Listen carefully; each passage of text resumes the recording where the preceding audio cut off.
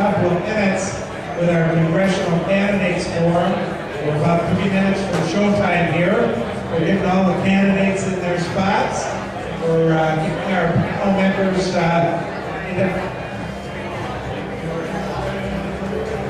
the questions. So reminder too, when we're through with this at 3 o'clock today, we got a program called Big Data and Agriculture.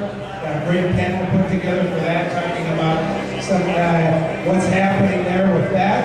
And then after that, we have we heard over the noon hour a presentation on drone technology and its use in agriculture.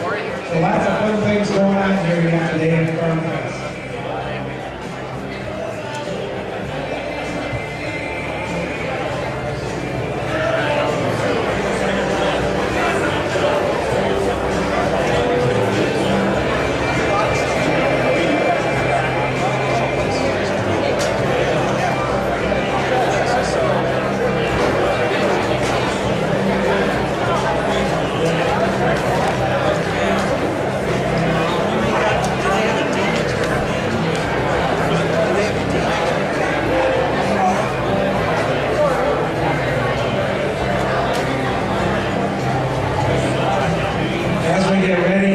Congressional Candidates Forum. We've been doing these forums at Farmfest since 1990, and I think this might be the biggest group we ever had. I think we've had 9 before, but we have 11, and I should mention Congressman Rick Nolan was planning to be here from the 8th District, but he came down yesterday and was actually bedridden yesterday and had to call and cancel. So I didn't know, Emery and I, when we talked about this yesterday, we didn't know if we'd get you all on the stage here, but we made it, so it should be kind of fun.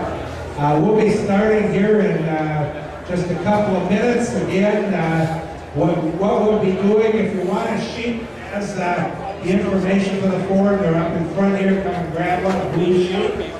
We'll be rotating questions. We have candidates in Group A, 3 in Group B, and 4 in Group C, and each group will get a question.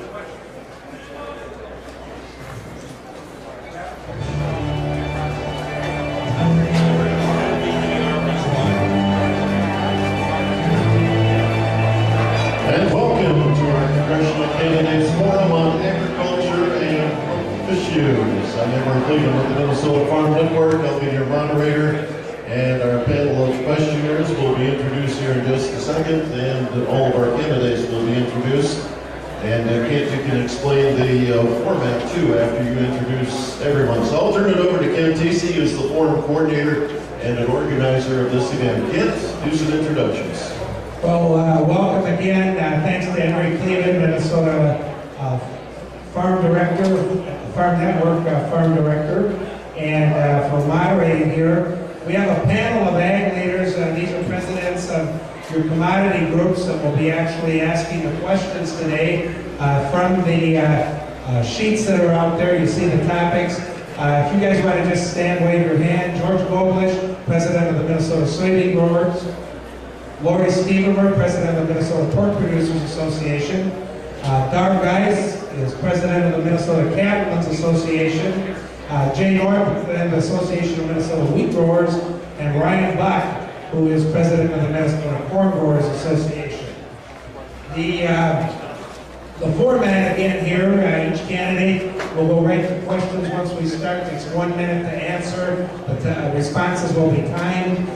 When we get down toward the end, each candidate will get a 90-second closing statement that again is timed. As we mentioned, Emery Cleveland, Minnesota Farm Network, is our stage moderator. I'm going to introduce the candidates and what district they're in and what group they are for, so you can kind of keep track there. Our first group, which is Group A, will include our 7th district candidates, Congressman Colin Peterson and Republican challenger Tori Westrum. Also in our Group A, we have two of our 2nd district candidates, from the DFL party, Mike Obermiller, and the Independence Party, Paul Overby. Our Group B candidates, which is our 2nd group for answering questions, are our 3 1st district congressional candidates, Congressman Tim Walz, Republican challenger Eric Nelk, and Republican candidate Jim Hagedorn. And our Group C candidates for the order for questions will be our 4 candidates from the 6th District. And that's an open congressional seat this year. We have Republican Tom Emmer, Republican candidate Rhonda Silveraja. We have DFL candidate Joe Persky and independent candidate John Denny. So that is your candidates. Emery, let's kick off the forum. All right, and we're going to start off the first question for Group A, the first 4 right to my immediate left here. And George Goblich, the president of the Minnesota Soybean Growers Association. George, you have the first question. Good afternoon. Farmers need all the tools they can get to protect crops and deal with weeds. Yet the approval process for new products and technologies can be very long and difficult.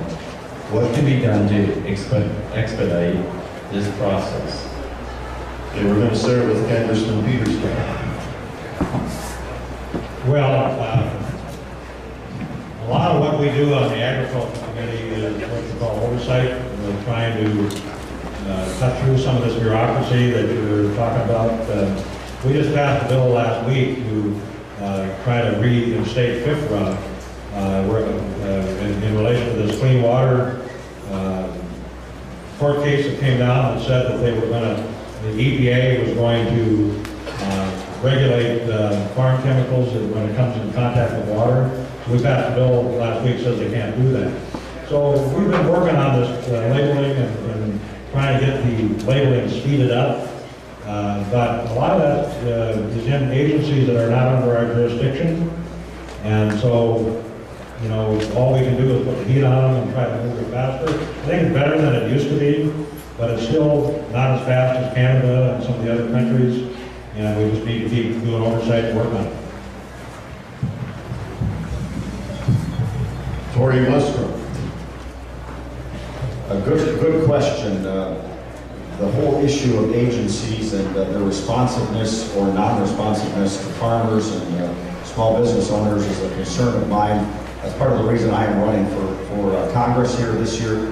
I look at the state of Minnesota, what we've done with agencies there. I look back a few years ago with Governor Dayton. In a bipartisan way, we tried to set a limit of 150 days for MPCA or other agencies to come through with permits. I think something like that is some common sense that we could have in Washington and set some deadlines that they have to make decisions in a certain period of time.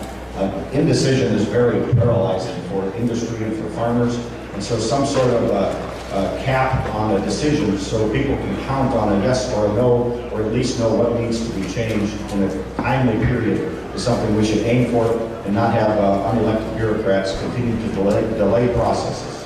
Thank you. And now 2nd District candidate Mike Obermuller. Thank you, Emery, and thanks everyone for being here. We really appreciate the chance to share our views with you a little bit today, but also the very valuable time we spend talking to you and learning what you guys think are important as well. There's no question that we need to make sure we have a responsive government out there that takes care of the needs that have to be handled, but also make sure that we have a level playing field out there for Minnesota farmers. And I think that's the biggest challenge right now in terms of how we're speeding things along. We got to find a better balance than what we're doing now. I think everyone in this room, I know because I grew up on a farm, and farmers care a lot about the environment. They want to make sure that these things are safe before they put them on their fields. But they also want to make sure they've got a chance to make the profit that they need and to feed their families. And so finding that key balance out there is really going to be crucial. That's why we're here to help. That's why I'm trying to run for Congress. We need people out there who are actually going to listen to the people that they represent and actually show up to things like Farmfest to listen and looking for the opportunity to continue the discussion. And 2nd District candidate Paula Overby. I have to agree with that. I mean, it has to do with resources and how we balance those resources and how we prioritize things. These agencies have a lot of things on their agenda as well. And I think a lot of it comes down to how we create and define the function of these agencies, what their mission is, what their purpose is, and what their priorities are. And I don't think we have a broad enough policy perspective. Okay, our next question will be for the Group B, which will be the first district candidates. And our question comes from the president of the Minnesota Pork Producers Association, Lori Steverman. Good afternoon. The market access package negotiated with Japan will affect billions of dollars in future U.S. ag exports and hundreds of thousands of U.S. jobs. Yet the Japanese want to exempt 586 tariff lines. If we accept Japan's demands, it will constitute a radical departure from past U.S. trade agreements, and it will set a bad precedent. First of all, shouldn't Japan be required to do what every other U.S. FTA partner has done, and what is your position and thoughts on this? Okay, first up, Congressman Jim Walz. Great. Thank you, Lori. First of all, thank you for the pork chop I just gave, too. It was awesome. So, yes, this country needs to trade. Nobody produces better than American producers. We understand that 96% of the world is outside the United States, so we need to have trade deals. The question is always, are they fair trade deals? And the issue being negotiated now in the TPP, Japan is not being a fair actor in this, and I think that's where we as Americans leverage our ability to be able to trade to the rest of the world, be able to make sure that the trade deals are fair, and we want them fair for all of our partners. But I think too often people see that we cut trade deals that end up outsourcing jobs, outsourcing that responsibility. And so for us, especially agriculture, nobody does it better. The Japanese want American pork, but the Japanese want to protect Japanese pork. And so the issue is as simple as this. When you negotiate a trade deal, everybody wants trade deals, but they need to be fair. This is our opportunity to make sure we get a fair trade deal and make sure American producers are able to export and that Japanese producers are not given an advantage over us. First district candidate, Aaron Miller. Lori, that's a great question. And it's not only Japan that's holding out on that trade deal, it's also Canada. But I believe very strongly in free and open trade for our commodity products down here in southern Minnesota. You know, we produce well more ag products than we can ever consume, and it's vital for not only our economy, but the economy of the United States that we have free and fair trade agreements. There's currently a letter, I believe that was circulated by the Pork Producers Association that urged members of Congress to really hold Japan accountable and hold Canada accountable. And I would sign that letter. And we're looking through the names. I believe there's 144 legislators that have signed that letter. There's folks from both parties, far left and very conservative parties. In fact, the first two names I see on this is a dairy representative from California, and then right next to that is Charlie Rangel. So I think it's important that we hold Japan and Canada to the same standards and open free trade, and I would urge Congressman Walz to sign that letter. First district candidate, Jim Hagedorn. I appreciate the question. Can you hear me okay? There we go. I appreciate the question. And yes, free and fair trade, but you know, the administration and this current Congress, and I would say, unfortunately, our current Congress has been a little lacking in this area. We've had trade agreements in Central America and other places that haven't been voted for by the congressman, and we need to expand these markets. As you know, a bushel of grain or a hog or whatever is only going to fetch a price based on that last bushel. And if we're not opening up markets, exporting around the world, our farmers are going to suffer. We've done a wonderful job with precision farming, increasing yields, increasing production, doing things efficiently. But if there isn't a market for that, our farmers are going to suffer, and everyone in rural southern Minnesota will suffer. So I agree with you, and I would support that. Position. All right, our next question will come from the president of the Minnesota State Cattlemen's Association, Dar Geis. This will be for Group C, the 6th district candidates. Dar? One of the things that on the state level for us is this preventive plant program where if you don't plant your crop in the spring because of floods or such, that you can't harvest or graze till November 1st. And we'd like to change the policy on that and just see what you guys feel about it. If we could get some help to make sure that people understand the importance of harvesting stuff before November 1st. First up, Does this work? I don't think we could understand what it was you just said. Prevent plant. If you could just be back from the mic a little bit so we... Prevent plant, okay? And prevent plant. And you can't plant your crops, in the spring, okay? And the program is if you don't, if you do that, put another crop, you can't hay it or graze it until November 1. And I guess us in Minnesota understand that we'd like to be able to do something about that and get some knowledge of where we can do something for that. Again, first off, I just want to say thank you for having us here today. Farmfest is a wonderful event, and it's great that you bring people in and have us share our thoughts with you and give us the opportunity to do that. Dar, on the state end of that, I'll let the gubernatorial candidates and those folks talk about it, but on the teamwork side of it, it really is about making sure that people who are in these elected positions work with their constituents. I think one of the things that we talk about a lot as we travel around the 6th Congressional District, which, by the way, a lot of people think the 6th Congressional District is one of these ex-urban districts.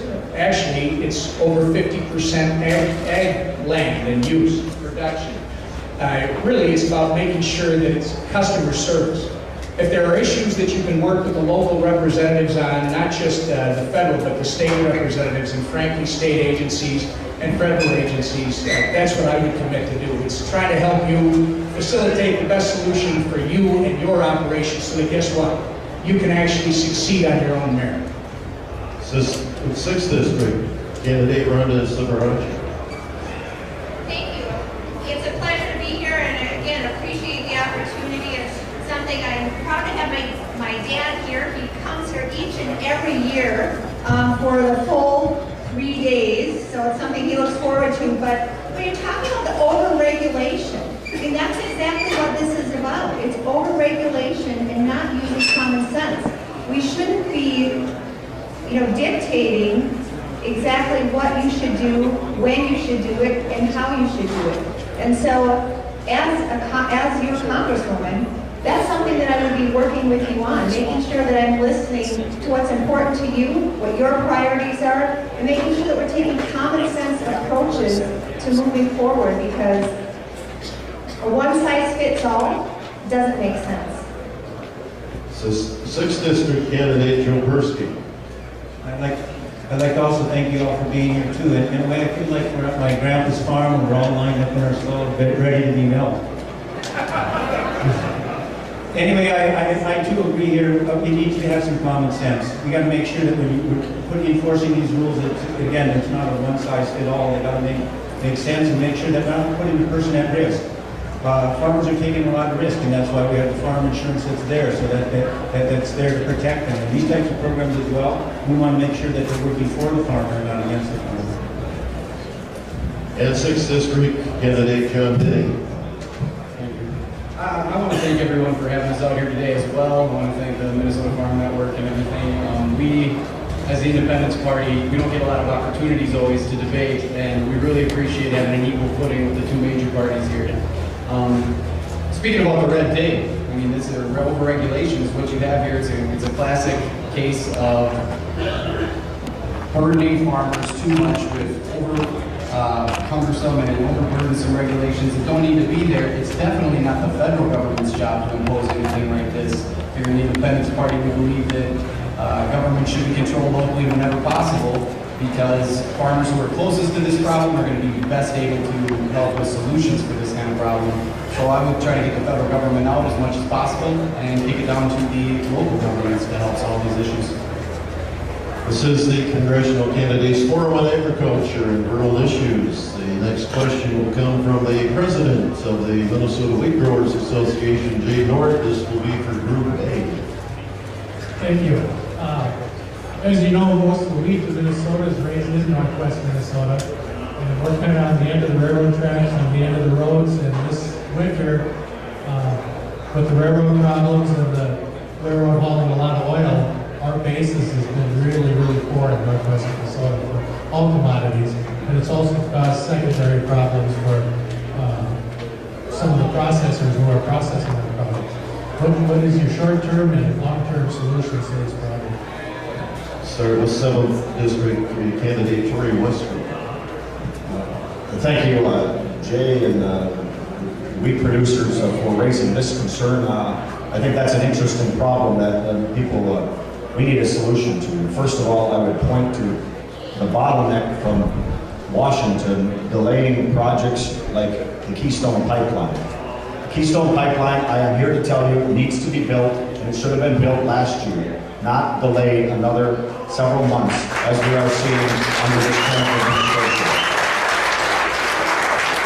That is part of the bottleneck. I just had a visit with a local elevator, and they continue to have this problem of getting enough rail cars fast enough to move the grain. Elevators from the south end of the 7th District to the north end are telling me they're going to have last year's crop still when this year's crop comes in, and they can't get enough cars to ship it out. It's costing farmers extra money, premiums, that's coming out of farmers' bottom line. That is unacceptable. We need to build projects and energy infrastructure like the Keystone Pipeline. That is something I will advocate for, so we can haul propane into our state and have adequate supplies and get our grain hauled out. Well, thank you for the question, and Tim Walls and I and others have had I think 3 meetings with the railroads, and they are making additional investments, and they are trying to respond, and I think they've gotten the message. The problem is, there is probably a very good short-term solution, so I think we need to get these pipelines built. But actually, the pipeline out of the Bakken over to Clearbrook and over to Duluth is probably more important than the Keystone. But I support all the pipelines. We need to do that. And we need to keep the heat on the railroads so that they make this investment and they get the cars and they get the thing moving. I wish I had an answer for the short-term problem. It's a significant problem, but we've been putting the heat on as best we can, and we'll continue to do that. That's our job on the Ag Committee. Okay, the same question to Second District candidate Paula Overton. Well, first of all, the XL pipeline has nothing to do with grain shipments. It's delivering tar sands to China. It's not going to be any benefit to us here in the United States.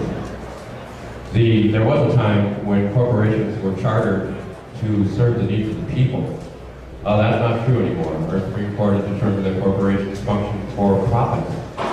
The long term, the federal government definitely has a role in interstate commerce here, and they definitely have an obligation to step in here, ensure a balance in transportation of products. Oil takes priority because oil is where the profits are. They got the money. And that's not fair to our community, that's not fair to, it's not optimizing our economy, and it's not optimizing certainly not optimizing our economy here in Minnesota. The federal government should be involved here and regulating and monitoring the shipments of the railroad companies. They're corporations, they work for us. Now Second District candidate Mike Overton. I've had a chance to talk to a lot of folks who live along these rail lines in our district, Red Wing especially coming through, and there are families and people in that city who are really concerned about this much oil going on those cars and not seeing the commodities coming by, especially wheat. Real much wheat in a second, of course, corn and soybeans, but the point we have to focus on here is making sure that we open up that rail. I know Congressman Walls has been working hard on Citizens United for rail equity and some things like that, and really good quality projects in terms of opening up those things. But frankly, the piece that needs to be done here is to actually put some teeth in the Service Transportation Board. Make sure that when they say do something, that they can actually back it up with something, so that the railroads can't just smile back at them right now. I think that's really where we're seeing a weakness in that position right now. The long and the short of it is we've got to figure out how to get this oil off of there, and so we make these down. We're seeing it on the river as well in my district, and we have to really be focused on making sure we solve this problem so Minnesota farmers aren't stuck with their crops in those grains. All right, our next question will come from the president of the Minnesota Corn Growers Association, Ryan Buck, and this will be from Group B, the First District candidates.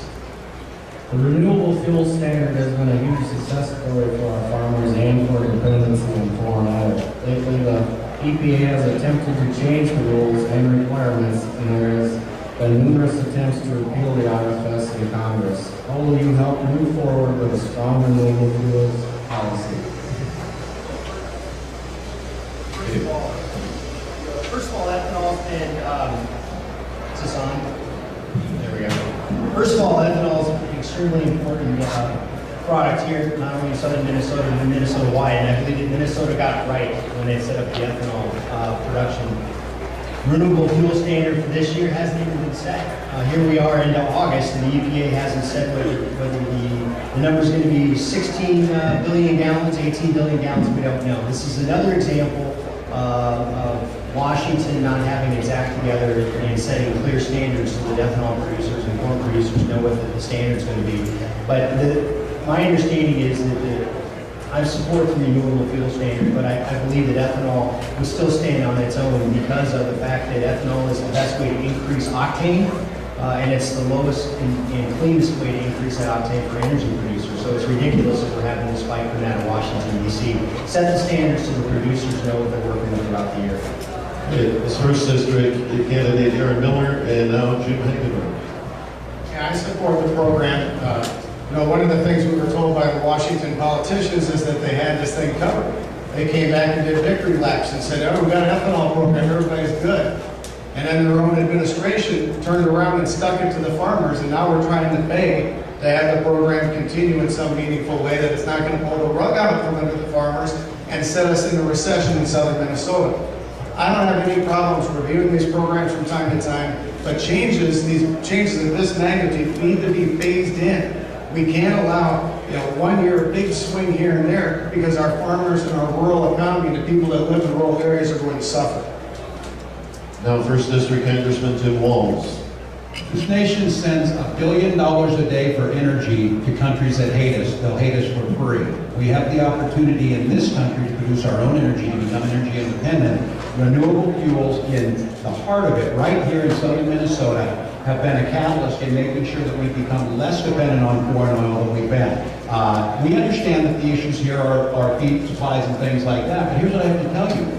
What America does right is entrepreneurship. What America does right is taking something from nothing and creating an industry in ethanol. And all we're asking for is set the standard so it could be there and let us play on a level playing field. I'm for all energy sources, but when one energy source trumps another and crushes down making sure we can't enter into that field, that's not right. It's not good for America. It doesn't make us any more energy independent. We've been asking for and we continue to do so. My job in Article 1 of the Constitution as a representative is to continue to advocate for those policies, which we've done. I've been the strongest advocate of the RFS renewal and renewable energy, and I'll continue to do so. Okay, next up on our Congressional Candidates Forum on Agriculture and Rural Issues will be questions for our 4 6th District candidates, and the question comes from the Minnesota Soybean Growers Association President George Goblish. Biofuels are very important to Minnesota agriculture and are helping to lessen the dependence on foreign sources. But biodiesel from Argentina and ethanol from Brazil seem to get an easy pass into the U.S. What can be done to make sure that we aren't giving foreign biofuels easy entrance into the U.S.? Okay, we'll start with 6th District candidate Rhonda Silverano. Well, again, we need to make sure that the playing field is level and that we're not giving unfair advantage to other countries when they're trading with our country.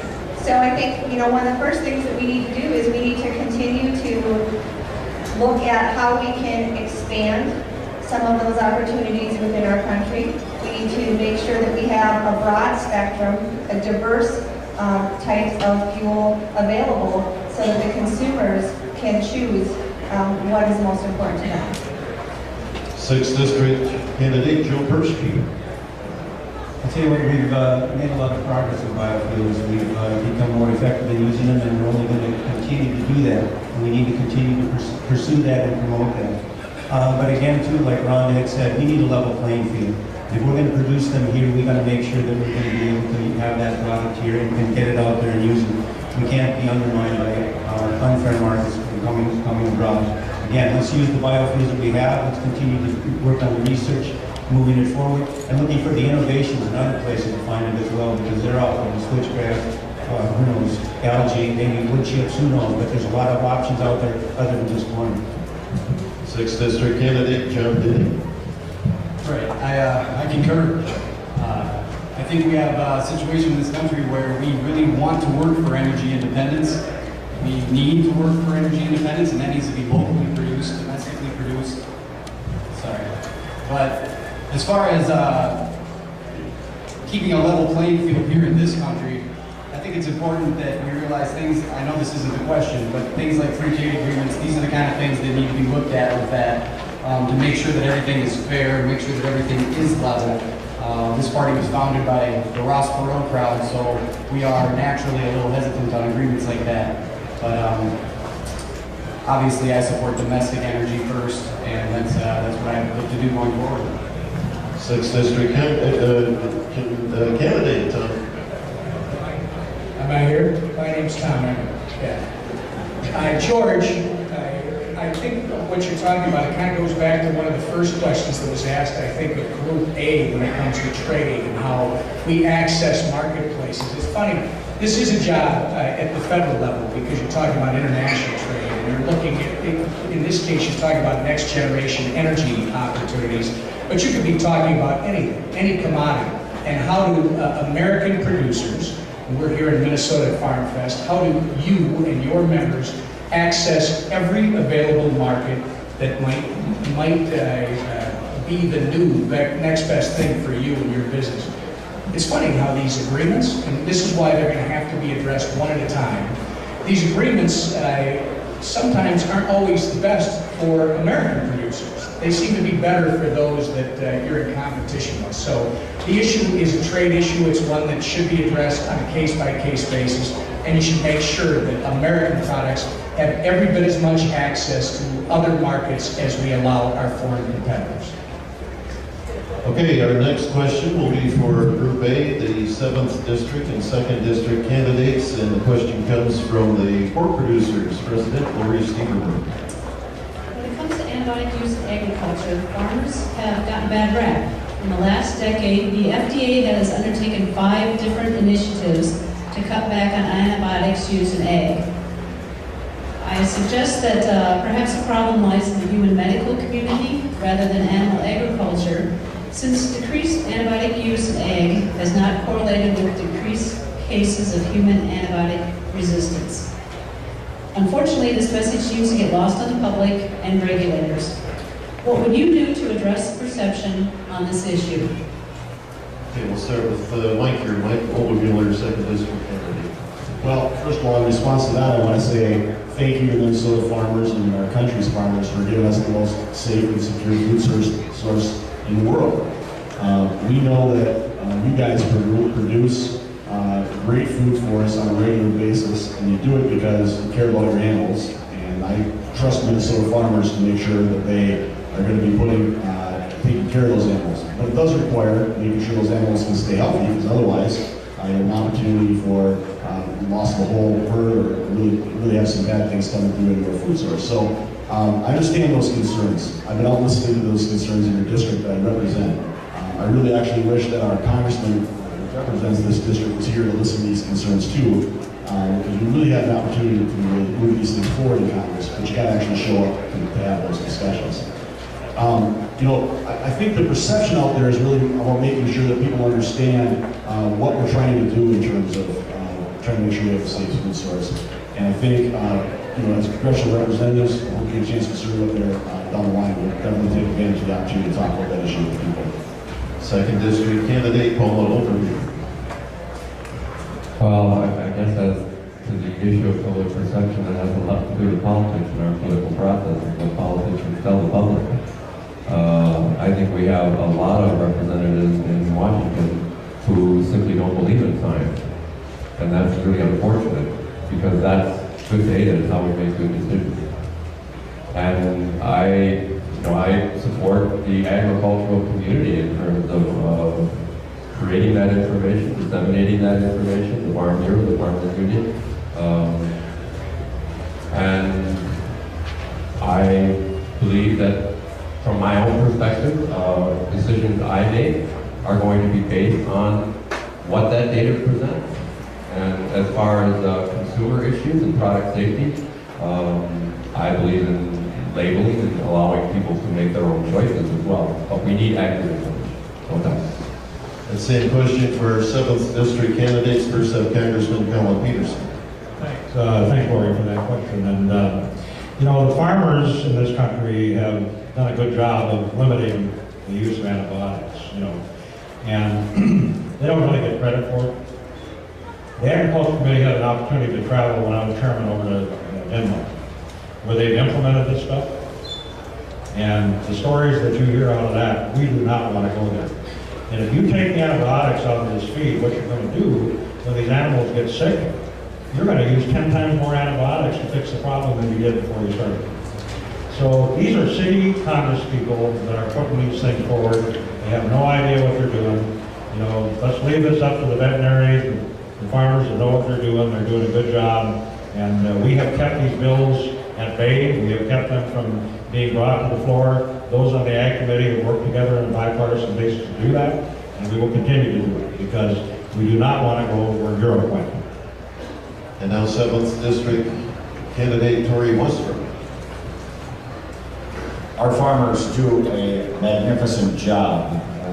Pork industry, Lori, thanks for the question. I grew up on a dairy farm. I know the importance of using medicine properly when you need it. It saves diseases running through the herds, saves untold deaths. It saves a lot of out-of-control problems if you don't nip it right away. And so this is also an example of unelected bureaucrats that get an agenda and haven't raised pigs on a farm, haven't been on a farm, don't understand the balance and the importance of antibiotics. And so we need an agency that will be responsive, test the science that needs to be tested to make sure things are safe, but get out of the way of being advocates of policy-driven agencies that are unelected. And so as somebody that grew up on a farm, I will continue to express and herald the importance of these products and how good our farmers do their job as raising pigs or livestock. All right, our next question will come from the president of the St. Helens Association, Dargeist. This will be for Group B, our 1st District candidates. One of the old nemesis that's been around for a while is country boards and labeling, cool. And we have our trading partners in Canada and Mexico, and they're promised to retaliate if we don't get this thing fixed right. And we've kicked this thing around a long time in D.C. We've already lost a plant in Minnesota. The St. Paul plant for American Foods Groups has closed down, and we need to have greater access to livestock to keep these plants open. And give me an idea of what you can do to help things cool and make it more amicable for both sides of the borders. Okay, we'll start with 1st District candidate Jim Hagen. I addressed this in a press release the day the bill was passed, and I said that was a problem and something I'd like to go back after. And I think in general, the Congressman and I, we agree pretty much on the ag bill and where things are. That's something that needs to be fixed. But we do have some disagreements as far as what we can do for farmers. And I think some of the big government things that have come out of Washington, these Obama policies, are hurting the farmers, driving up their costs, making it more difficult for especially small farmers to stay in business. Obamacare driving up costs, cap and trade energy policies that the congressman supports, driving up costs. Dodd-Frank, limiting capital to people trying to get into agriculture. All these regulations coming out of Washington, especially the EPA, driving up people's costs, harassing farmers, making it more difficult for farmers to stay in business.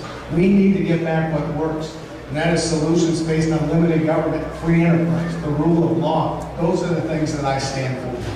1st District Congressman Jim Wall.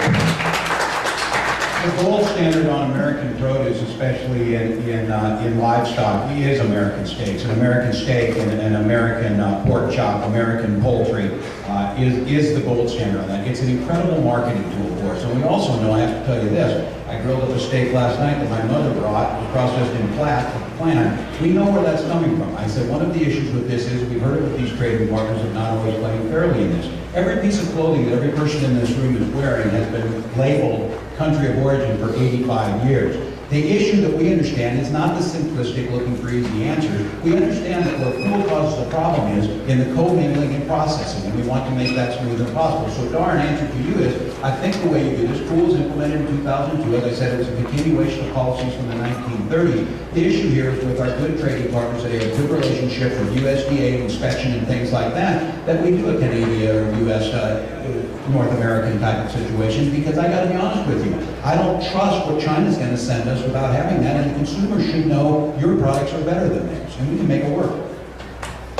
First District candidate, Aaron Miller. Consumers should know that our products are better than our trade partners because they are better. The products that are produced here in southern Minnesota are some of the best in the world. We need to ensure that we have policies of free and fair trade to open up those markets for southern Minnesota, because again, we produce here well more than we can ever consume. You know, and you mentioned about the Farm Bill. The Farm Bill needs to be implemented fully. It's not being implemented in a timely manner, and that has to be done now. That way farmers know what level playing field there are, what playing field we're on. You know, the implementation of this Farm Bill is kind of like a couple of kids playing a child's game in the yard and changing the rules consistently. It's no way to run an industry, and it's no way for farmers here in southern Minnesota to run their businesses, their farms. All right, our next question will come from Jay Nord, President of the Minnesota Wheat Growers Association. This will be for Group C, our 6th District candidates. Jay? Yes, thank you. We're setting the groundwork for a repeat of last fall with the wet harvest, late harvest statewide, not only in wheat, but corn and beans also. And the drawdown in the LP supplies, the next part of that equation is another cold winter. What do you see the government's job of getting us ready for potentially a repeat of the LP problems of last fall? Okay, we'll start with 6th District candidate Joe Persky. I think you're right, but we've got to be asking the question now and not the question in December.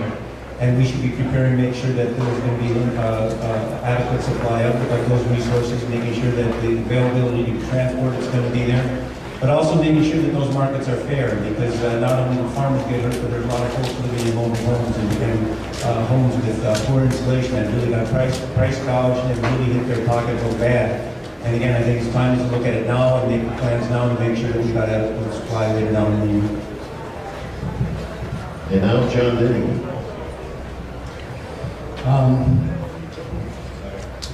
I believe as far as preparing the farmers for any kind of unforeseen weather events and things of this nature, the Farm Bill, it did address that in some effect with crop insurance subsidies and things of that nature. On the face of it, I don't support subsidies in general, but I do support supporting our farmers through hard times. I think that there's you want to remember that every farmer here would rather be paid through the market than paid through the government anyway. Farmers, that would mean that they're being more successful. So I think that as far as keeping them in a good spot, they want predictability, not guarantees, and there's nothing wrong with what we got going right now with crop insurance subsidies. And now Tom Emmer. Is working. Jay, I said to myself when I came here today, I was going to answer at least one question with a yes or I will. This is not the question. You talk about this fall, a wet harvest, you're going to have fuel issues, etc.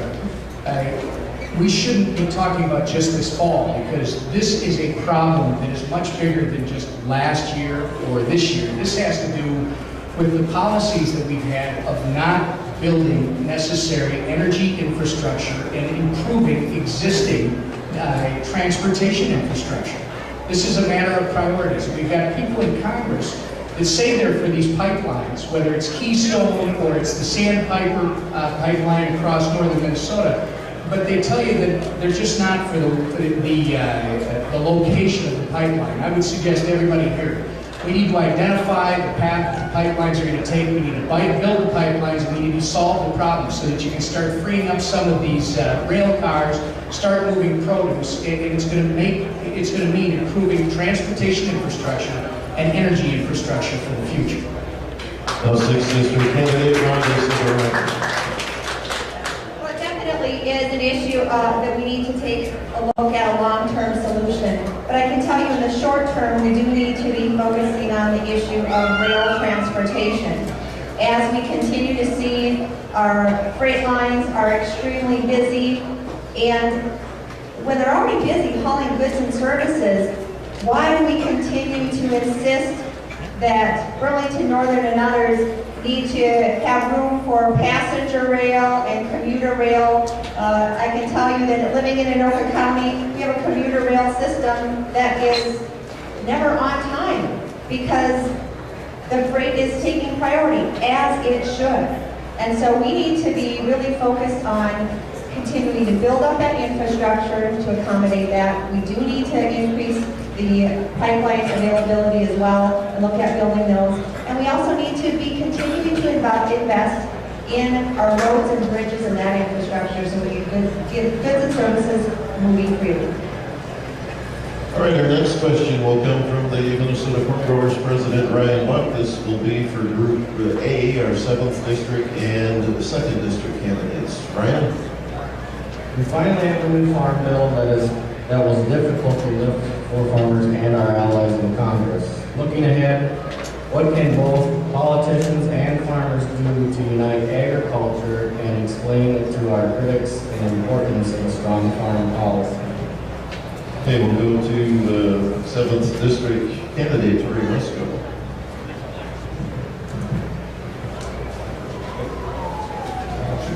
Paul is it? Okay. I'm Assistant General. I like to look at the big picture, and I like to look at where this is going. And the biggest cuts in the Farm Bill were nutrition assistance, which means we're going to be losing urban support. They look to rural communities for nutrition, for food. They're talking about urban culture and developing their own economic infrastructure. That's what needs to happen in the rural communities as well. We need more business investment. We need more agricultural education. We need more business services. And we need to rebuild Main Street of our country. And Mike Obermiller. The farm bill we just got done doing out there shows just how broken that House of Representatives has become, because the Senate sent that thing over 2.5 years ago, and despite no one's effort by Congressman Wall and Congressman Peterson, it took a long time to get it through. And part of that problem is, and frankly, it's got to be the people who should be out there having an influence on it, including folks like John Klein, who's in this district currently, didn't show up to talk about it. They didn't have an input on it because they weren't there either on the committee, and they certainly weren't there having an impact on the policy side of things. We need to have people out in Congress who understand the importance of these issues. You get that by being out in your district, you get that by being at forums like this and listening to people, and you're not going to get that by staying out in Washington or wherever Mr. Klein happens to be today. We can get people together and keep moving this forward. I think we have to continue to really guard against what could happen as the rules are written to make sure that the policy keeps moving forward. I think we can do good work with that. I think the good people in Congress will. Okay, before we get our answers from the 7th District candidates, we're going to take a 2-minute break for our stations who are broadcasting, and then we'll get their answers. And a question for Brian Buck.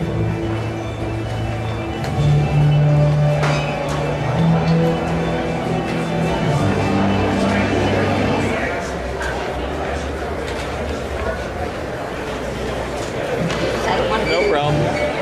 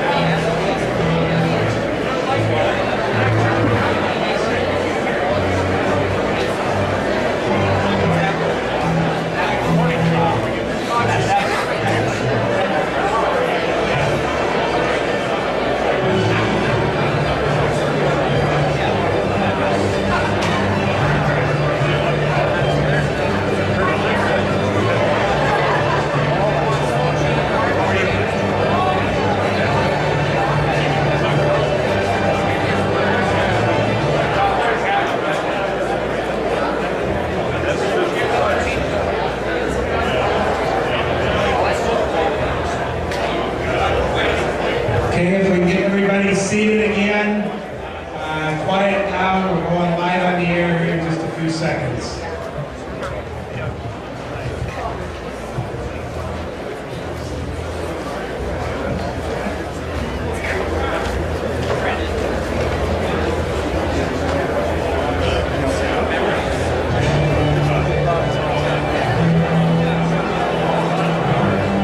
This is the Congressional Candidates Forum on Agriculture and Rural Issues from Farmfest 2014 in the Wick Building's Farmfest Center. And we were right in the middle of the question that Ryan's going to have you repeat the question. Ryan Buck, the Corn Growers President. And we heard the first half of our group may answer that. This repeat it for the 7th District candidates. We finally have a new farm bill where there's a difficult lift for farmers and our allies in Congress. Looking ahead, what can both politicians and farmers do to promote agriculture and explain to our critics the importance of a strong farm policy? Okay, candidate. Thank you, Ryan. I talked about I grew up on a farm. My grandfather used to have a bumper sticker. And it doesn't get any more complicated than this. We need somebody in Washington that will tell the great story of American farmers. And the bumper sticker that I refer to used to say, if you complain about farmers, don't talk with your mouth full. And that's the message that we need to continue heralding to our colleagues in the metro area. People that don't realize how efficient our farmers are, what a good job our farmers do, and how important that is in ag processing is to our rural communities and to all our communities. Everybody's got to eat, and it's rural Minnesota, and the people in the 7th District and all the rural areas that are doing this great job. And the importance of a congressman is to spread that message to their colleagues like we do. In Minnesota, the Farm Bureau does a great job at the state capitol of always going and talking to metro legislators. We need to keep passing that good message and efficient message on to all the legislators and congressmen. Now, Congressman Calvin Peterson. Well, thank you, Ryan, for the question. And I think the main thing is that we have to maintain bipartisanship on the Ag Committee. That's how we got the 2008 bill done. We overrode the president's veto twice. 110, 117 Republicans voted to override President Bush. That was a big deal. This time we had a strong bipartisan support from both sides of the aisle to get this bill done. That's what we have to do to keep having a farm bill in the future. Now you need to understand that probably 75% of the people in Congress are urban. And that's their district. They don't have farmers. So you got to figure out a way to work with them. And I know people want to split the food stamps off from the farm bill, but I'll guarantee you, you do that, and there's going to be a farm bill. Because the folks that want to do that, they're not going to cut food stamps. The reason they're doing it is they want to get rid of farm programs.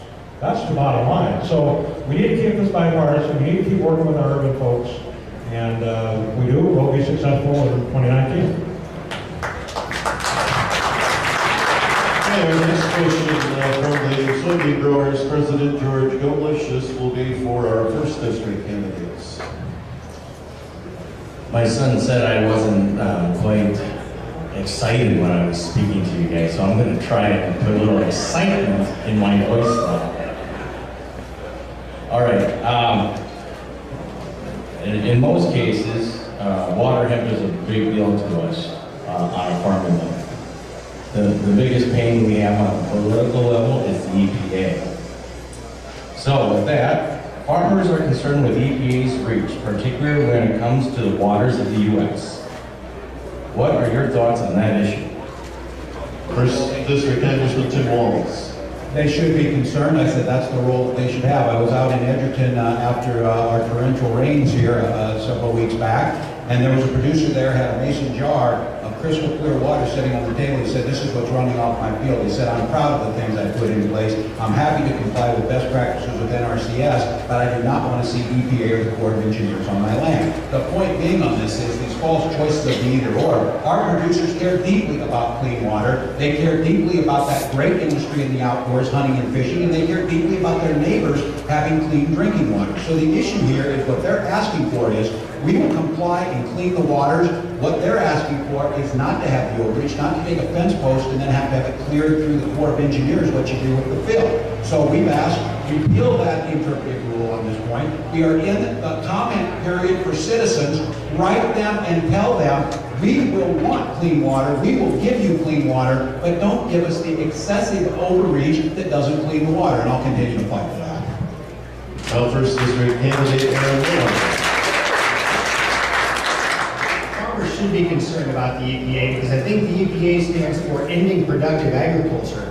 Every practice and policy they come up with is just another expansion of an overreaching government into our lives out here in southern Minnesota. You know, farmers are the best stewards of the land. They drink their own well water. And I think that we need to have a Congress that is willing to pull back the legislative powers that's given to it by the Constitution and pull those powers back into the legislative body and not the unelected, unaccountable bureaucratic body that the EPA is. And now first district candidate, Jim Hagedorn. I was here a year ago for Farmfest, and Congressman Walters asked a question about tiling. And he went out and told the guy, he said, now don't let anybody say you're not a good environmentalist. I said, well, if you don't let them tile, you won't be able to call them a farmer either. You know, the problem is the government, the EPA, taking so much authority. Farmers have to ask permission to do everything. We need regulatory reform. We need to pull back the authority from Congress, as Aaron says. We need to say that if there's a regulation over $100 million that's going to cost society, that the Congress gets additional review. We need to do all sorts of things in order to take power from the federal government and return it to the states and the people. You cannot tweak Washington, D.C. You have to take its power and bring it back home. Okay, our next question will come from the Minnesota Pork Producers Association President Lori Stevermer. This will be for Group C, our 6th district candidates. The livestock industry, pork and dairy, struggles to find a reliable workforce who's willing to put in the long hours it takes to care for animals. The current H-2A visa program for egg workers is set up for seasonal egg. What would your recommendation be to address the need for year-round workers? We'll start with 6th district candidate John Denny. I would look toward immigration reform for that. A way to, maybe not necessarily a way to come, you know, illegal alien immigrant workers can get a green card. A nice, easy way to do that, I think, would be to look at drug policies, and that's why I think that we have a lot of the immigration issues we have, and we're unable to protect our borders, is because we have violent crime happening down across the borders that is spurred on by the drug war, by violent communities, forcing these people across our borders, and then we end up with illegal immigration crises. And what we could do instead is reform our drug policies and create a situation where people who come across can get through legally and with a green card, and, you know, take that burden of worrying about that kind of thing off of farmers. Now 6th district candidate Tom Miller. George, I thought you had 20 minutes. Lori, it is immigration. So if you're talking about first the immigration issue, secure the borders, identify people who are here, who are not here legally, incent them to find a way to be here legally, give the local authorities help in enforcing the law, because if we are a country based on the rule of law, then we should honor. Don't believe in amnesty and would never support it, but what I do believe in is making sure that the legislative process works to review the quotas, review the laws that are in place right now to make sure that those who could be here legally to work can do that, and those who want to come here legally and become citizens can do that in a reasonable fashion. And now 6th district candidate Rhonda Silverman.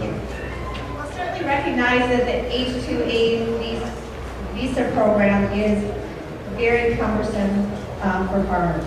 And I think what we need to do with immigration reform, of course, first secure the borders. But I think what we need to look at, as far as the workforce issue goes for farmers, is we need to look at a different type of agricultural visa program so that you can have a workforce that is stable.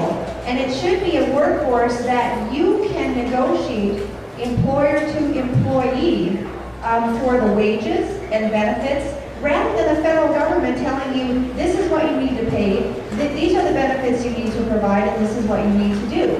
I do not believe that we should be kind of jet setting that into a PR program, because I think if you take a look at what happens is, as soon as the person becomes a permanent resident, they move out of the egg industry and into other industries, which is what happened with immigration reform in the past. And 6th District candidate Joe Persky. As far as addressing the issue of immigration, no question about securing our borders, but I think we need to become honest with that question. We've chosen for decades not to address it, and we continue to do that. And we see it as a panic situation now, but it's always been there. We need to pull back the covers and all of us talk about it openly and honestly and see how we're going to resolve it.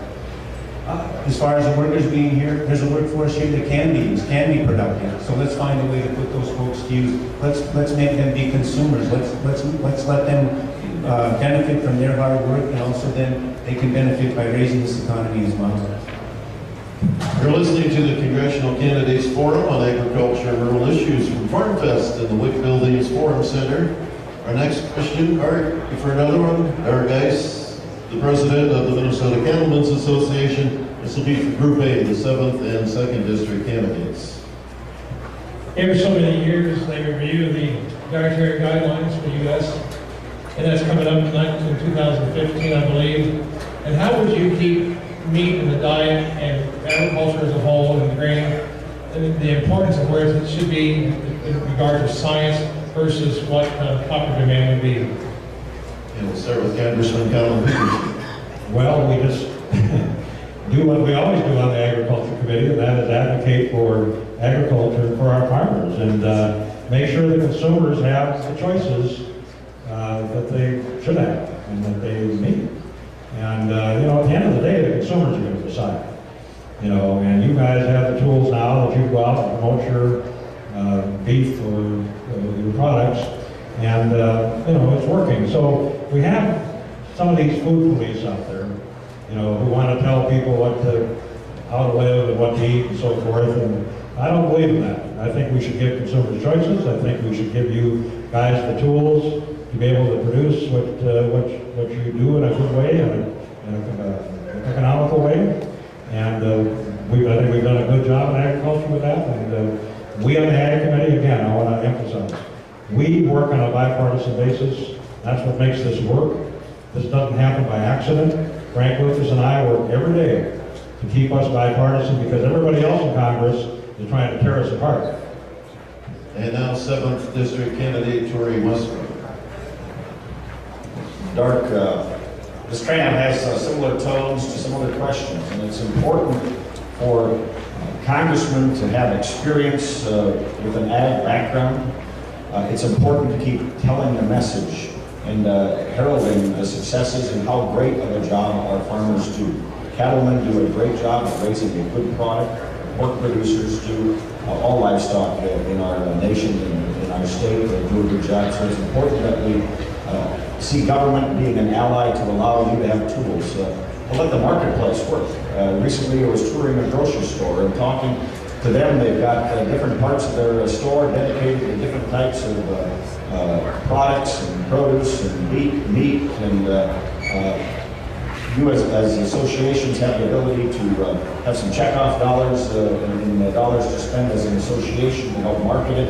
And so I would want to be an ally, be somebody that helps tell everybody about the great job our farmers do and let you compete in the marketplace with the great products you guys create. Now 2nd District candidate Mike Obermueller. I can't emphasize enough what Congressman Peterson's talking about with the bipartisanship on this issue and so many others out in this Congress on the House side. These are the challenges we're facing about how we're going to make sure that people eat healthy and how we keep our kids moving so we don't end up with obesity problems, and how we try to make sure that the food source that you guys are providing for us continues to stay the most safe and secure food source in the world. We're all going to take people sitting down at the table and working together. And we got out there right now is a bunch of people who want to go into a corner and yell at each other in large part, rather than actually get in the middle and find the common ground. So I think it's just crucial to send people out there who actually understand the value of coming to compromise, building consensus, finding ways to find these solutions. And that's the key to finding out how to make sure we really move these policies forward that keep our kids healthy and ourselves healthy going forward. It's going to take bipartisan solutions like the work that Congressman Nancy Peterson's been doing, but it's going to take better partners out there for them to be working with. And now second district candidate Paula Overby. Well, I don't think the problem is too much government or over-regulation. I think the problem is our government is no longer working for us. They're working for international food processing companies. Farmers get what, 15, 16 cents on the dollar. They're the ones controlling our farm policy. We need to put a stop to that.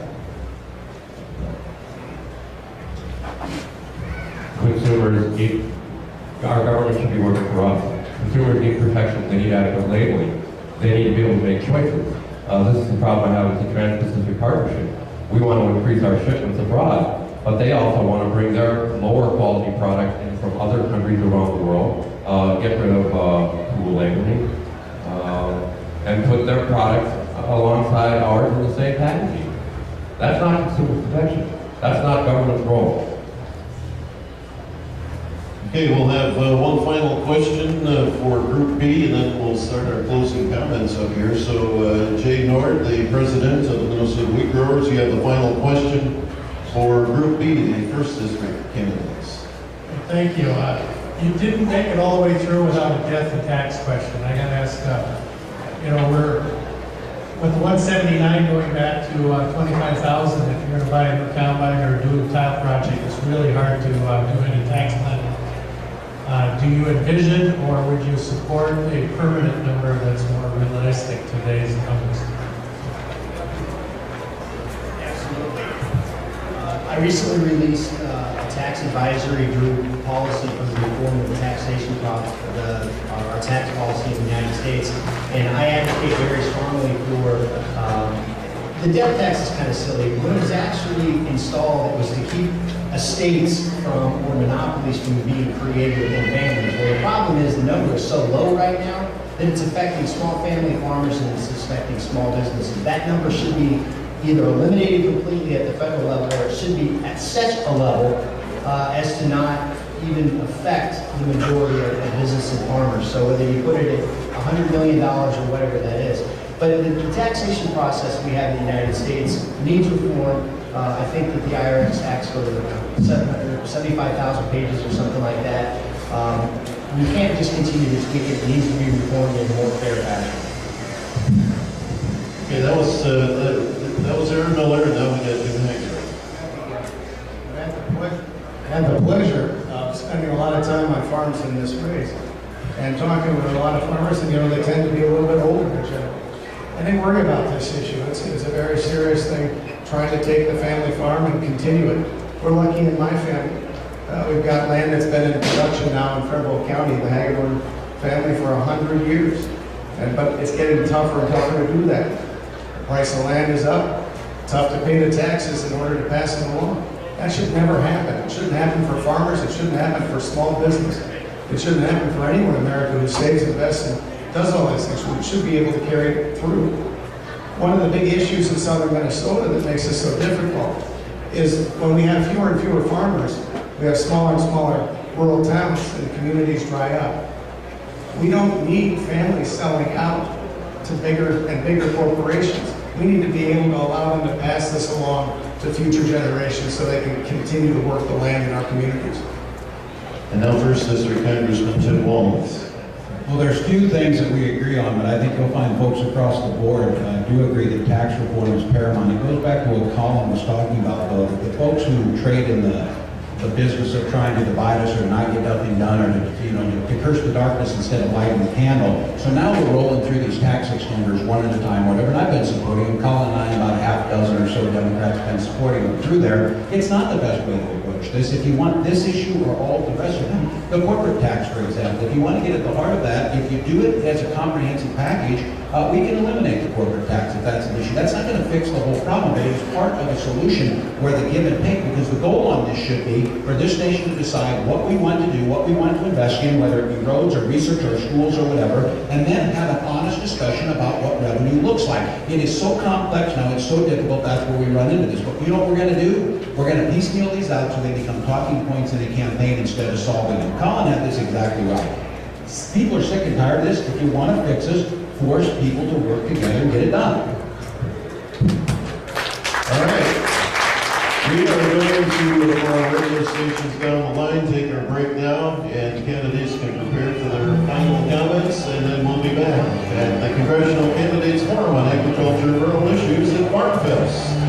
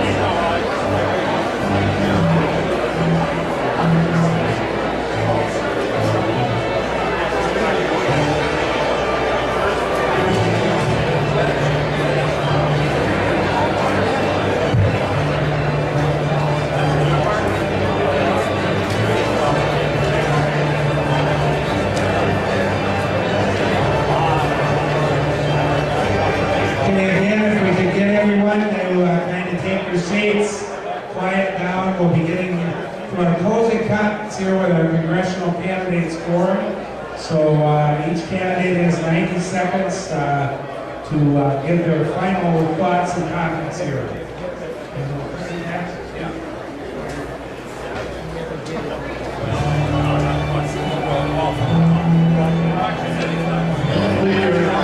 Congressional Candidates Forum on Agriculture and Rural Issues, and we come to the closing comments section, and we're going to start on this end and go down the tape.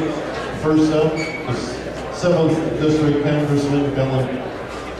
Well, thank you, and thank Farmfest for putting on this forum. Thank the questioners for your good questions, and thank the folks in the audience for hanging in there with us and putting up with us and listening to us.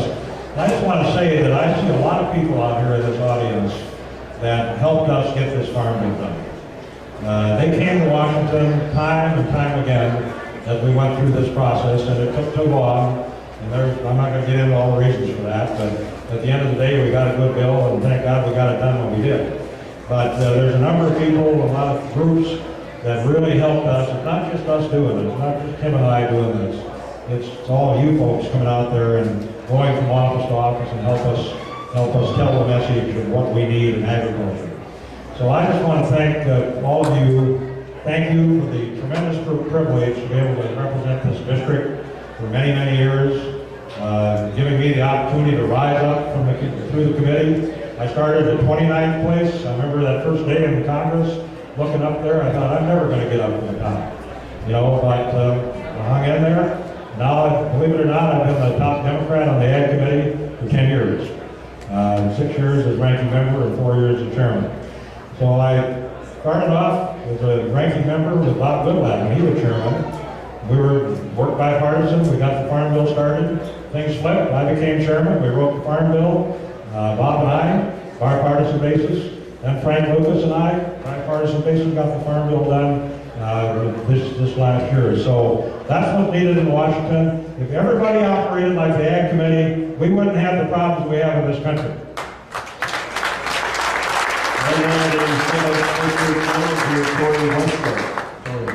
Well, thank you, Farmfest, and thank you all of you here taking part in your democracy, your government. My name is Tory Western, running for Congress here in the 7th District, because I think Washington needs a change. I'm very disillusioned with what we see out of Washington. And as I talk to more and more people, I understand they have very big concerns about the direction of this country. That's why I'm running for office. I grew up on a dairy farm, lost my eyesight in a farm-related car accident, continued working on our farm, throwing bales. That's how I grew up on a farm, working hard. Went to college in the 7th district. My wife and I are proud parents of 3 children. We are concerned about their future. That's a big reason why I am running for Congress, because it's time to change Washington. It is time to deal with the issues that are in front of us. National debt that is out of control, and a Congress that continues to raise the debt ceiling without balancing the budget. Again, another $1 trillion this year. That's a mortgage and saddling my children, and your grandchildren's future. If you're dissatisfied with the direction of Washington, we can start making that change right here in the 7th Congressional District and send the message loud and clear. We have a Keystone Pipeline that is bottlenecking our rail cars, and we have navigable waters and an EPA out of control, and there's a reason we need to shake up Washington. If you remember nothing else, I'm the guy that walks softly but carries a big stick. Thank you. And now we're going to hear from our 2nd district candidate, first up, Mike Obermuller. Well, thank you so much, Emery, and for the folks who are here in the area today to listen to us and talk about these important issues. I love talking about this stuff. I grew up on a rural family dairy farm. My dad milked 57 cows every morning and every night. His 6 adopted kids, including me, got the full farm experience. Took care of those chores every day. We tended for those animals. We shoveled a lot of manure. That's a skill we're going to use in Congress. And I'll tell you, those little farms, that little farm would not have been successful without a community of farms around it. Without neighbors who cared about themselves, about their neighbors, to make sure that those farms were successful. And smart farm policy would help those farms be successful. We need to send people out to Congress who aren't afraid to show up and listen to things that are going on in the farm community. In my district, we've got a lot of rural territory, a lot of farms in the southern part of the district, Dakota County, Goodhue County, Waukesha County, Scott County. These are areas where farmers deserve to have a voice out in Washington. Somebody who's willing to listen to their needs, their desires, their aspirations, their goals. Somebody who's ready to learn those important topics and understand those important topics, not just because they represent them, but because they care about those issues. And they deserve a representative who's ready to get out there and actually lead on those issues. I will be someone who is ready to listen. I will be ready to lead. And I hope, and the folks who made the trip over here from CD2, which I appreciate that, I hope you'll understand the importance of someone who's willing to actually show up here 7 years in a row, talk to the folks here, and remember that on August 12th, and both then and November, we get a chance to go there. That you can have a real representative again from Mike Obermuller for U.S. Congress. And now, in the 2nd district, candidate Paul Obermuller. I spent my youth working on the farm as well, but the farm I grew up on doesn't exist anymore. And I talk about the corporate takeover of America. Farm foreclosures in the 70s, the savings loan collapse in the 80s, dot-com crash in the 90s, subprime mortgage crisis in the 2000s. With a steady migration of wealth to the extremely rich people of this country. And Princeton has recently released a study saying that our country is no longer ruled by the voters. It's ruled by a very small group of people, very wealthy group of people, an oligarchy. And we are seeing an increasing polarization of politics in America between the Democrats and the Republicans. We are frustrated, we are fed up, nothing's getting done. And we need to demand accountability from our representatives. We need to end the excessive influence of wealth in our political process. Our candidates, our representatives are elected by ad campaigns. It takes a lot of money to run an ad campaign. Our representative in our district, John Klein has about 1.5 million. And he's not even here. That's his level of accountability to the people. And my purpose and my candidacy is about changing the dialogue of American politics and demanding accountability from those people who claim to represent us. I'm Paul Overby, and I'm running for the U.S. House, and I want to represent the people. Thank you. Now close the comments for First District Congressman Tim Walz. Well, first of all, thank you all for being here, and thanks, as Colin said, to the folks who wrote this farm bill. You stuck it out, you navigated some very difficult waters, and you kept the perseverance, which is no surprise. That's how you live your lives. I'd also like to thank, as I said, my mother is here up from our farm. She brought me eggs and steaks from the farm where her parents lived. I think somewhere around here, my mother-in-law is here also, and as I always say, behind every successful man is an astonished mother-in-law. And I say that because we all know farming is far more than the incredibly important economic activity that it is. It is. It's a place where we learn the value of hard work. It's a place where we learn the value of family. It's a place where we learn the value of community. It's a place where bickering and rhetoric doesn't matter. Results matter. It's a place of coming together to solve problems and understanding some things are out of our control. But those things that are in our control, we should take charge of. We should be thoughtful. We should talk to our neighbors. And you can disagree in a manner that doesn't burn down the place. You can disagree in a manner that doesn't question your neighbor's love of this country. You can simply disagree on the policies, because at the end of the day, our goal is the same: to create the fairest country that provides opportunity to all, where hard work is rewarded. And you can do all that and still have social consciousness, understanding that we can have good schools, we can have safe roads, we can have clean drinking water. And we can do those by finding solutions that work. We don't need to trade in the policies that continue to curse the darkness. Light the candle. Get things done. You prove that it can be done. If we take this model to other issues, this country can accomplish anything. Thank you.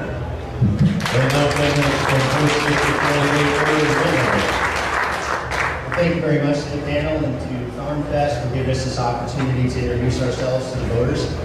My name is Aaron Miller, and I'm running to be the next congressman of the 1st Congressional District. I was born and raised in a small farm family in central Iowa, and I can assure you that farming back then is not what farming is today. I'm amazed at the complexities of farming and really the science that you employ on a daily basis to make us the most efficient and most productive ag community in the world. And when I get to Washington, D.C., folks, I want you to understand that I'm going to be a tireless advocate for free trade agreements. We need open markets for our products. Congress must make sure that it has oversight of regulatory agencies and that the legislative intent is followed, not implied by unelected bureaucrats. All legislative intent should be based on clear and sound science. We need the prompt implementation of the Farm Bill. It's crucial, clear intentions. It's going to be vital to our agriculture down here. We need backing for access to affordable and flexible credit. We need to repeal the death tax so that farmers can pass their farms on to their sons and their daughters, generation to generation. And lastly, Congress needs to understand that healthcare regulation and tax policies greatly affect farmers and need to be taken into account. Ladies and gentlemen, my name is Aaron Miller, and I humbly ask for your support this November for the 1st Congressional District. Thank you.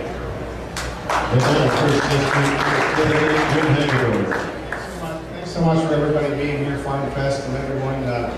I was born on a grain and livestock farm just outside of Truth. My father was a farmer, grandfather, and great-grandfather farmers. I have a deep appreciation for rural Minnesota and for family farming.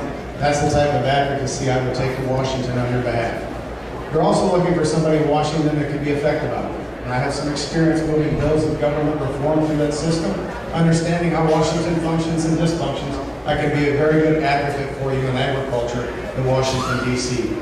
Congressman Walz and I, we agree on the Farm Bill. We think that's the best way to go for farmers and those programs. But where we disagree fundamentally on how to help farmers is in the big stuff that's going on right now in Washington, the things we need to address in the next Congress and the Congress after that. We disagree on Obamacare.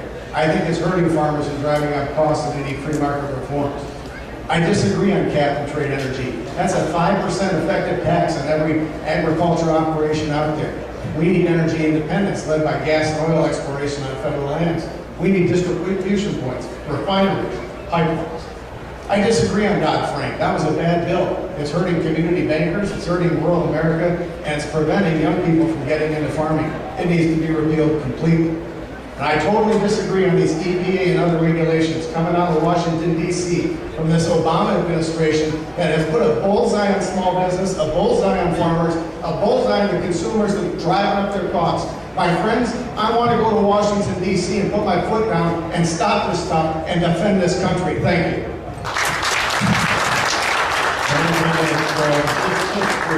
Candidate Tom Emery. Thank you very much. It is an honor to be here. It's an honor to be up here with some great people who have all raised their hand to serve their country and to serve their communities. And I'm just proud to be one of them. I want to thank our panel for some great questions today, even if you couldn't hear what was going on. My name, for those of you who might be listening on the radio, is Tom Emery, and I am a candidate for Congress in Minnesota's 6th Congressional District. Now, I've had a great experience over the past few years to get to know a lot of people in this state, and I see a lot of familiar faces in this room. People who run for these offices are running to serve. Yes, we have a political perspective, but the purpose is to serve the constituencies, and there are great challenges ahead. And frankly, in my opinion, there are great opportunities. Where's the next generation of farmer going to come from? The average age is somewhere between, whoever you're talking to, 53 to 58. Policies in Washington are absolutely going to affect the next generation of farming in this country. And I think the culture in Washington, frankly, and all the way down, whether it's the state of Minnesota or locally, needs to change. Government needs to be reminded by the people who we hire to serve that it was created to serve its constituents, not to rule over them. I'd like to be part of the solution, and that's why I'm running. I would like to be one of those people that helps government get back to serving the people that it's supposed to be serving. Thank you again. My name is Tom Emmer, running for Congress in Minnesota's 6th District, and if you live there, I appreciate your vote. And now, candidate Rhonda Sivaraja. Hi, I am Rhonda Sivaraja. I'm a 5th generation Minnesotan, and I know with the name Sivaraja, it probably doesn't sound like it. My maiden name was Larson, and that would have been a heck of a lot easier. As I said, I grew up in rural Minnesota. Actually, my first job was riding my bicycle up to my great uncle's house, cooking breakfast for him, washing all the milk pans, riding my bike back home, going back and doing the same thing at noon, and then cooking lunch for those that were haying on the farm. So I understand that as farmers, you take great risks. Your job is 24/7, 365 days a year. You do not get a break. And this country needs to be grateful for that. We need to recognize what it is that you contribute to our country and to our economy. The federal government needs to get out of the way so that you can grow your businesses, the farms, and survive. We need to make sure that you also have the opportunity to pass that on to the next generations so that they can continue the great legacy that you started. They need to be able to live the American dream. I'm currently chair of the Anoka County Board of Commissioners, and in that capacity, I have been a strong supporter of extension services because I think it's important to continue to educate the next generation as to the importance of ag in our society. I've also focused on reducing the tax burden and getting regulation out of the way so that businesses can grow and thrive. I would take the same approach in Washington, D.C. to work hard for you. My name is Rhonda Sivaraja, and I would appreciate your vote on Tuesday, August 12th. And now 6th District candidate Joe Persky. Starts out Mayor Joe Persky, and I want to serve you in Congress. I want to thank you for this wonderful learning experience today. Yesterday, I had a cup of coffee with my 94-year-old mother, and I appreciate every day I can do that. Well, her father farmed with horses, and they cooled the cream cans with water turned by a windmill. He predicted the weather by looking up at the sky, feeling the wind, and feeling his joints. I used to pick rock on that farm, and at the end of the day, Grandpa would give us $1, and we had to work by the hand. Now we have high-tech farming. Computers, satellites, cell phones are all our daily activities or pieces of farming. I saw a combine today the size of the house that I lived in when we had 7 kids in the family. Today I came here to look, listen, to learn. But that's what we need to do in Congress too. We need to look, listen, and learn, and then legislate. While things have changed, the hard work values of farmers has not changed. We all know in our hearts what is right and what are the right practices, and to use those best practices with common sense. As we sit here at this table, I think we need to make sure that we're focusing on the issues.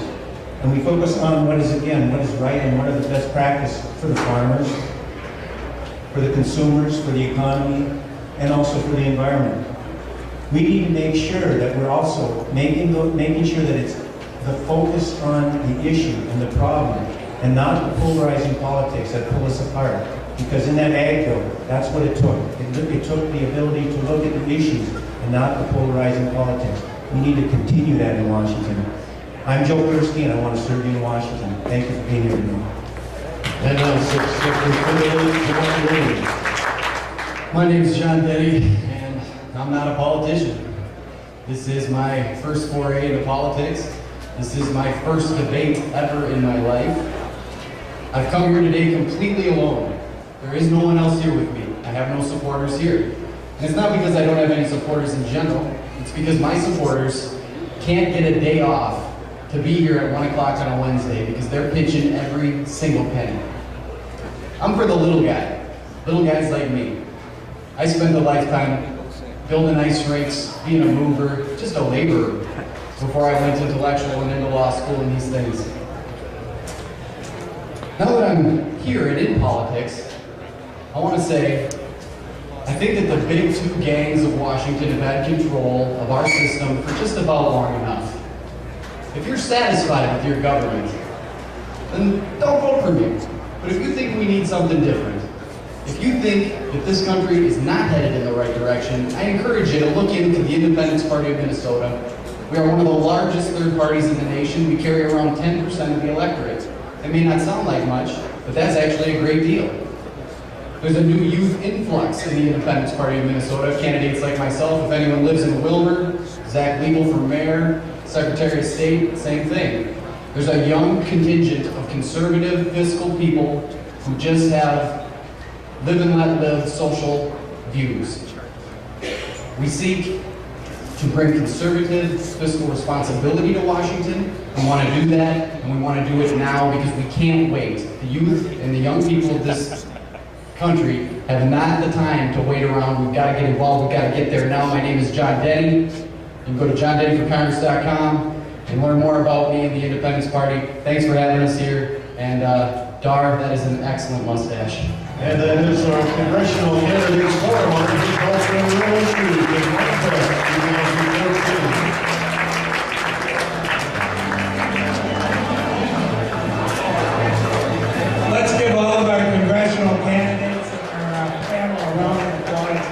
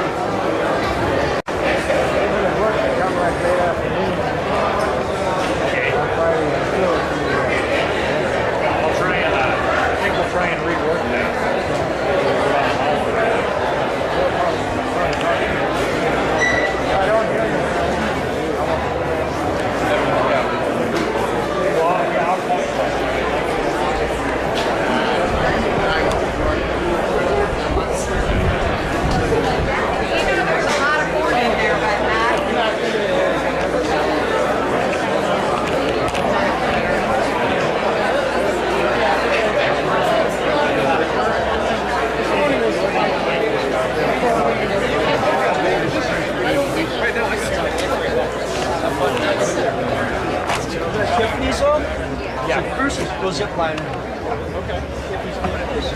Zip line. Let's check it. Of course, this guy was just Can you solve the problem as just one person in Congress? I will challenge his allies, Barack Obama and Nancy Pelosi. I will not support this.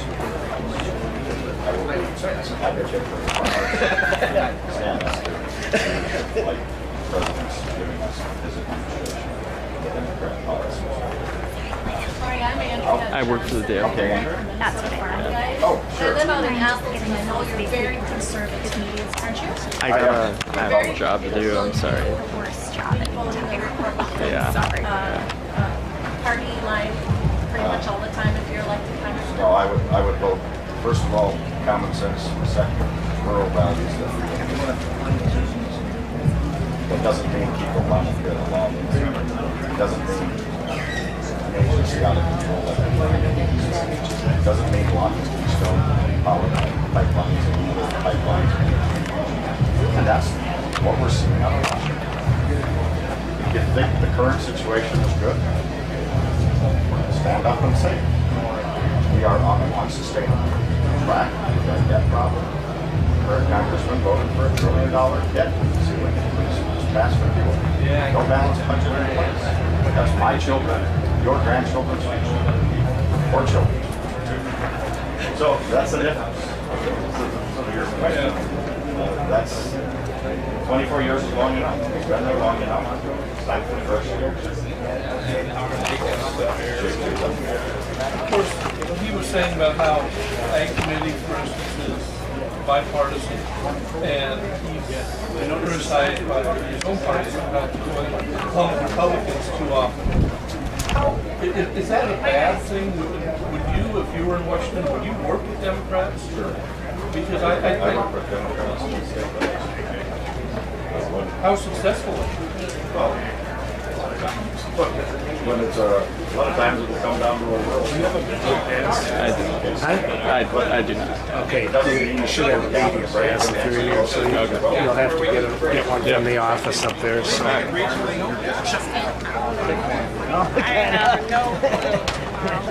I'll see you later. Thanks. Good to see you. Good to see you. If you need one, you know, the office is up there. They'll answer. Are you have a booth here? Working on it. Education.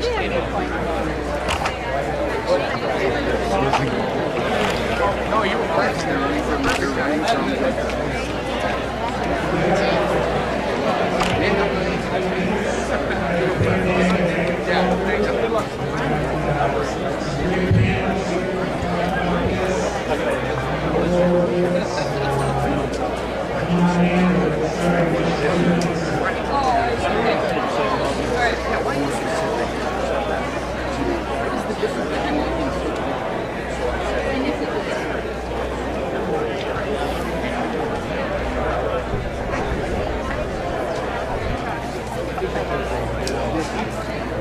Yeah, I didn't.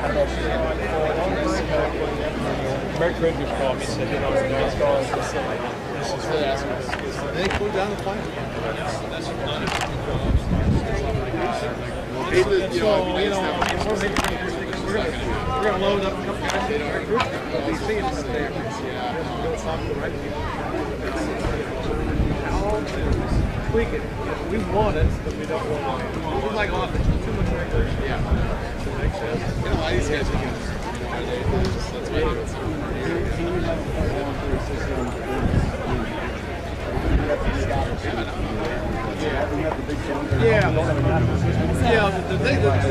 That's why the big thing about the grind, you know, when you walk in, cattle number camps. Like say one crate wagon gets a load of cows in camp, but they have 18 loads in the U.S. They got a hold of paying cows, second grind, and just starts costing us too much money.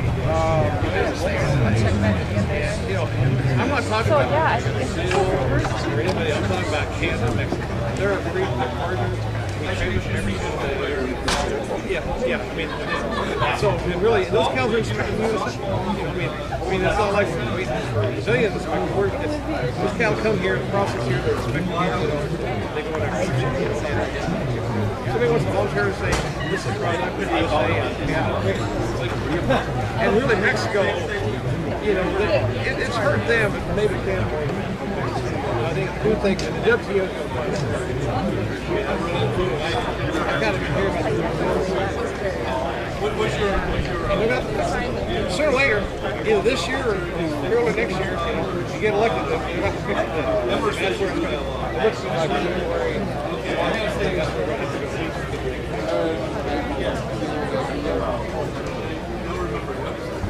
Good thing it's in there, let me know, man. I guess I got a good mustache. Y'all be good.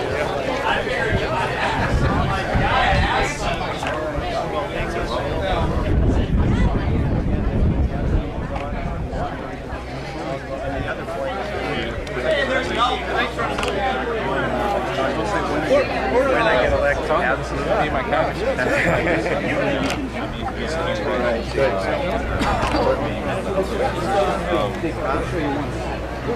The other thing we work a lot on is trade stuff. She is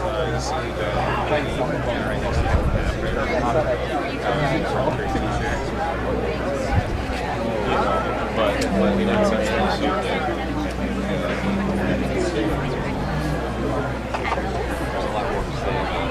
Hi. Nice to meet you,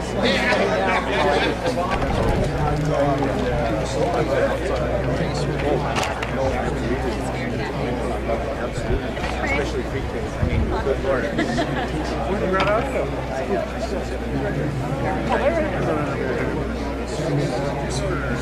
Hi, how are you? How are you?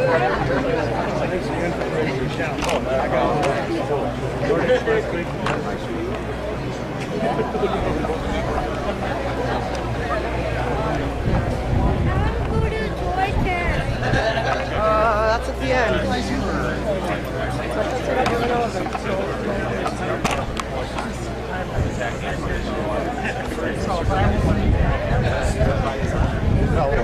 Sign up there.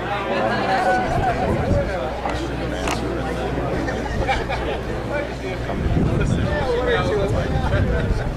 some are easier to contrast than others, and some are just to help out. I want to be a strong person.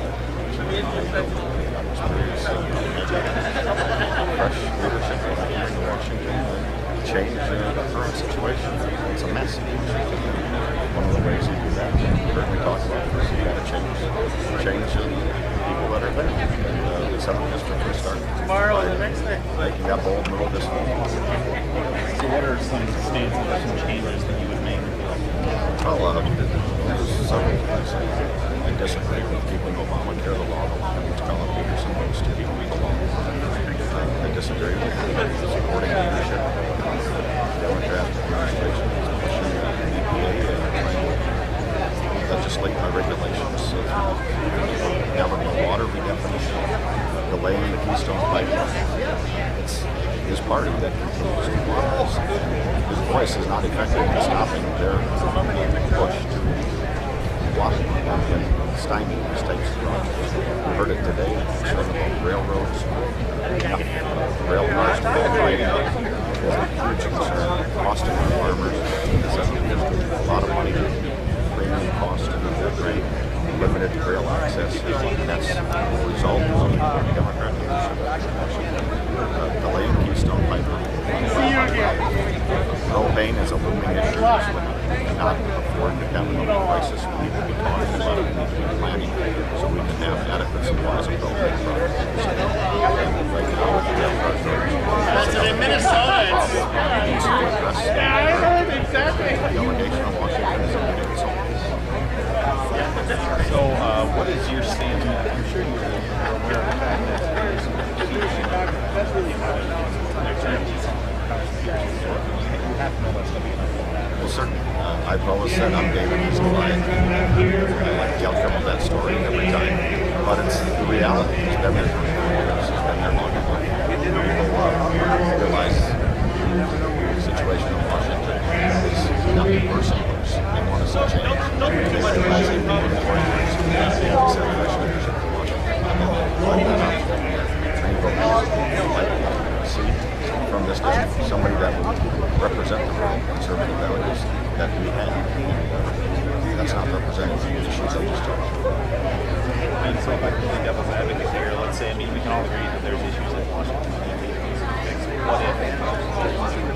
can ask him if you want. Well, then get some of those problems fixed. Don't support Nancy Pelosi as the leader. All right. Part of the problem. Then come back here and tell them the problem. All right. Okay. Their vote for yourself. Using it to support liberal leaders like Nancy Pelosi, allying Barack Obama with cap and trade. The president called them out specifically for his leadership on passing cap and trade, tax families, farmers right here in the 7th district. Despite farmers and families not supporting it, he still voted for it and worked to do it. She needed his vote. He's there. What I do? Just in your opinion, what is the feeling? I don't want to say your chances. What are you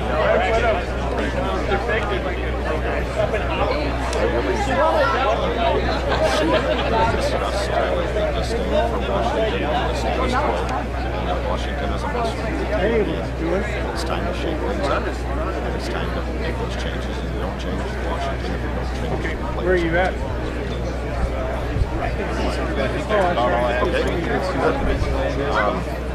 No, I think we're going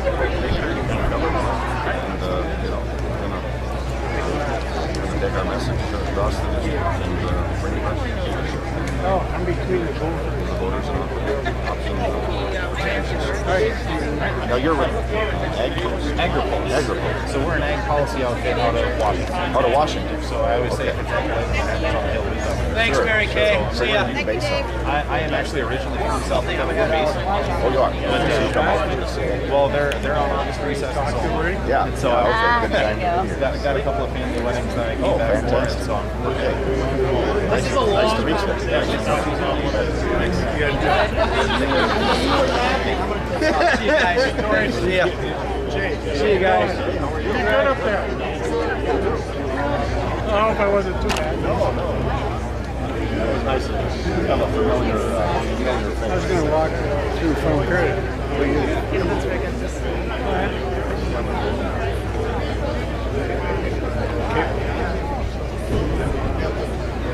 Must be a good sign for sticking you guys on. I just do what I'm told.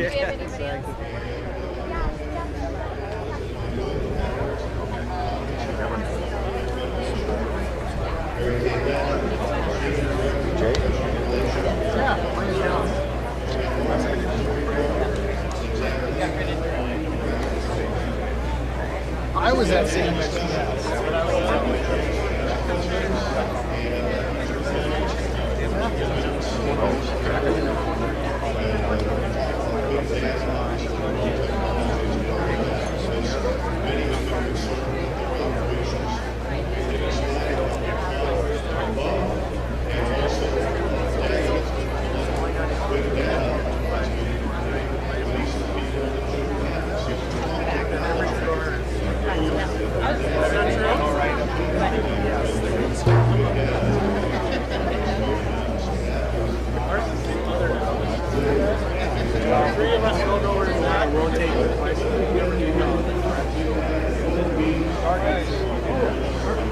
How we doing, man?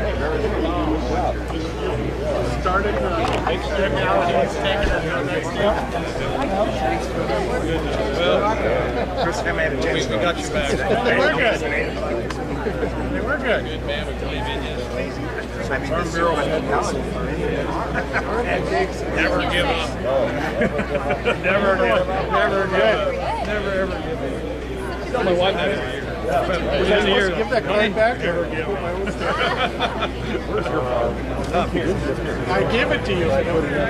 Oh, am I supposed to keep it? No, Yeah, no, we're no. no. That's going to Keep it here.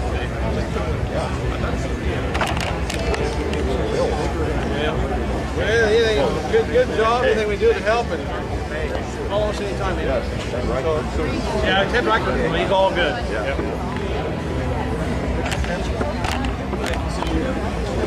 Anybody else?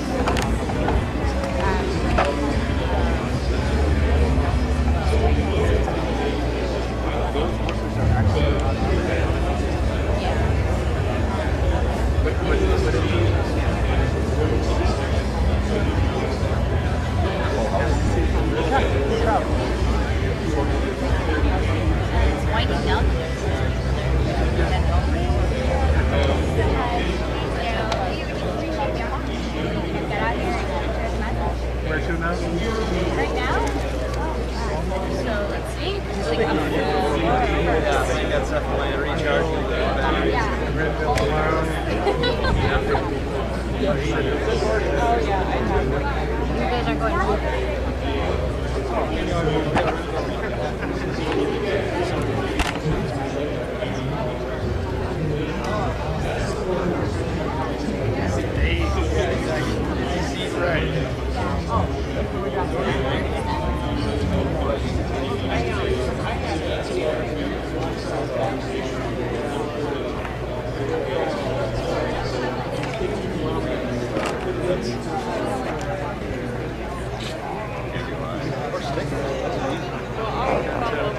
Dad put up the sign too. He likes